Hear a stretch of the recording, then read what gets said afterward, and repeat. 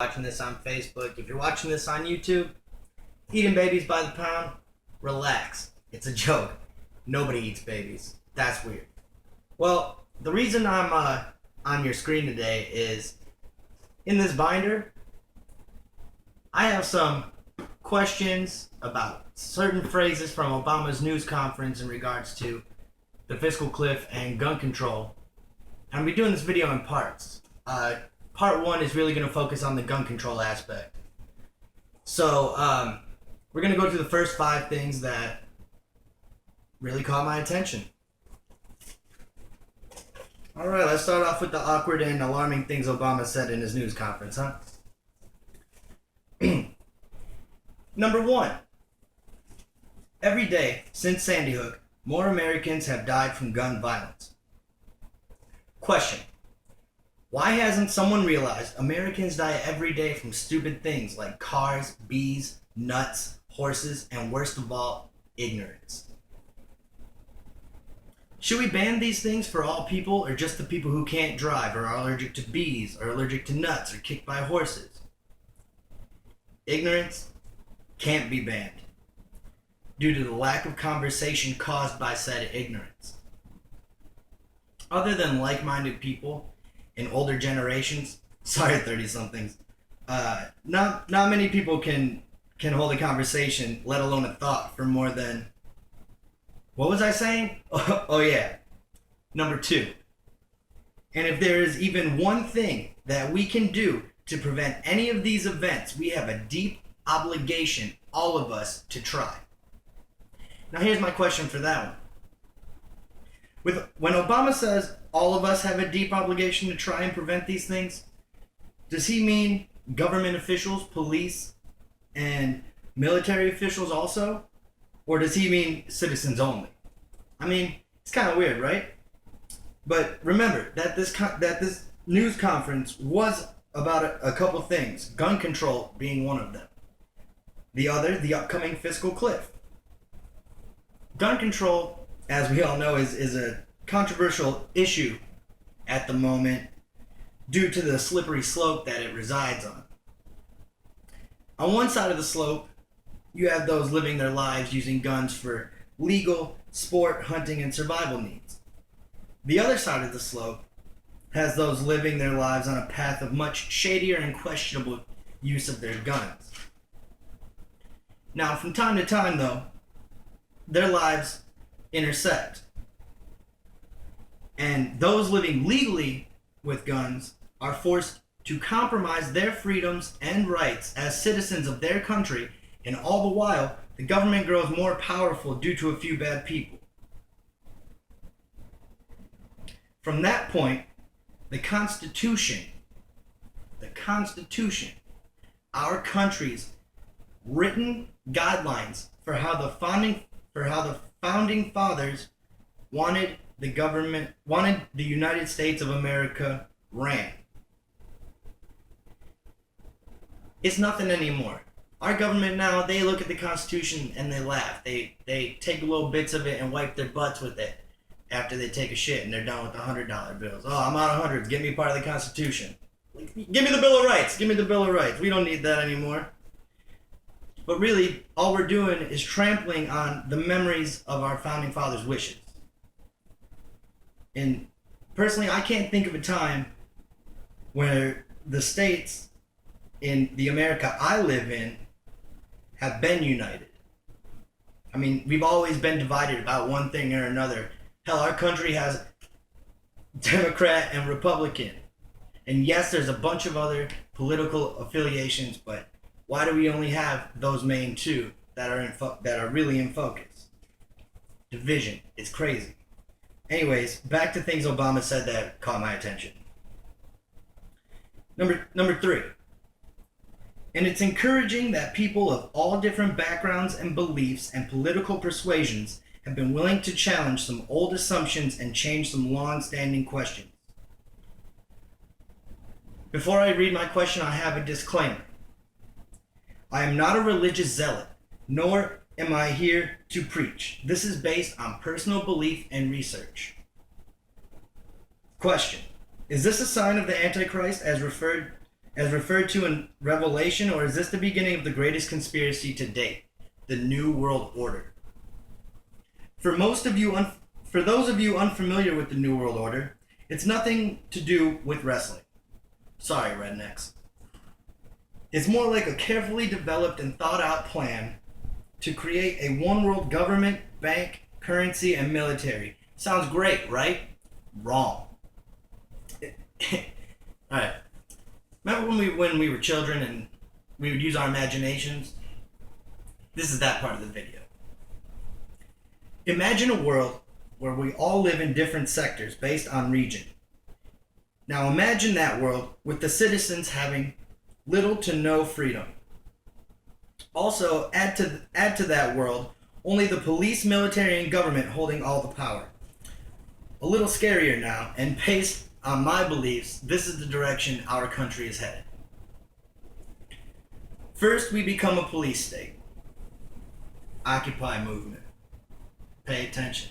Police, state, action. Then, we become a dictatorship. Seems like we're already on our way there. But, I mean, if you don't believe me, you can research how Hitler, Mussolini, and Saddam all came to power and how those countries became the dictatorships that they were. But let's go back to the religious aspect for a second. Since Obama's been in office, some biblical signs of end times have occurred. For example, rivers in numerous countries throughout the world have turned red like blood. Although there is an algae that can turn water red, most of these occurrences have not had any signs of the algae. Along with the droughts, fires, and other natural disasters happening in the last few years, have put most of us into some state of disbelief or fear. Whether or not you are religious, you can at least see this viewpoint at its face value. Let's continue forward with the list. Number 4. We're going to need to focus on making access to mental health as easy as access to a gun. Okay. Now here's a question for this particular sentence. Is this another allusion to a one world government including socialized healthcare? Oh wait, that's dumb. Obamacare is a socialized healthcare contingency plan that will be used to further strengthen, if I could speak, the grip our government has on the people. Not only does it raise taxes, but it's a forced plan which will lead to a lot of deaths due to the sheer number of sick people. Healthcare professionals will, simply put, be overwhelmed. In some cases, violence is a possibility. I hope that possibility never comes to life, though. It's our duty as citizens of these United States to stand up against tyranny of any kind. However, most of us, to sum it up, don't. To sum it up further, I'll use something a family member said. That person said, and I quote, "I live in my own little world, on my own little block, and pay my taxes. That's it." End quote. That statement has a few flaws which, if you can think and read, are easily seen. I'm not saying this is a wrong viewpoint on living life, and I'm definitely not one to be telling anyone about how to live their life, but it is flawed. All I'm saying is that to live in what was termed a closed-off world of sorts is pretty odd. How can you know what's actually happening if you just close your eyes and, in a sense, sleep through life? I'm not trying to cause family problems. I just want them to listen to what I say and respect it. I mean, I listen to them and give my respect. It just needs to be reciprocated without the afterthought of, that's weird. It's called conversation, and it's a lost art form. And now, as we come to the end of the segment 1, part 1 of the video, and we reach our final question, I just want to say thank you for sitting with me, those who are still watching. And thank you to those who are going to continue watching when I post part 2, hopefully within the next 2 or 3 days. I'm just breaking everything down bit by bit, really analyzing each and every word. So, thanks for your time, and I'm going to finish up here with question 5, and I'm going to leave you with that. Here we go. Question 5. I asked the Vice President to lead an effort to include members of my cabinet and outside organizations to come up with a set of concrete proposals no later than January. Proposals that I then intend to push without delay.